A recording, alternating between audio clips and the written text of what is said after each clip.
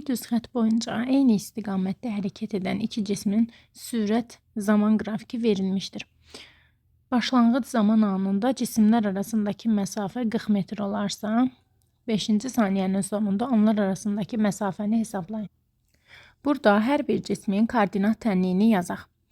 Birinci cisim təcilli hərəkət eləyir. Başlanğıc sürəti 2-dir.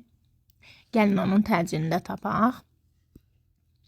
A bərabər olacaq.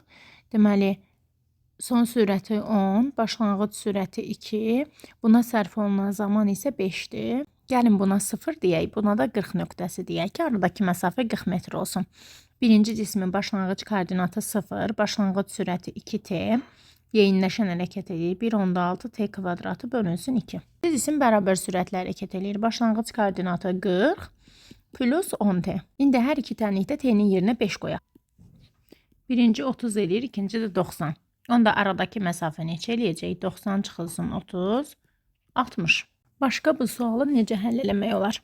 Baxın, ikinci cismin yer dəyişməsi bu fiqurun sahəsidir.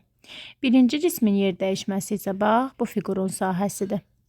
Onda biz bu fiqurdan, bu fiquru çıxanda hara qalacaq? Bu hissə qalacaq. Bu hissənin sahəsi də ki, bura 8, burada 5-dir. 8 vur 5 bölü 2. Eləyəcək 20.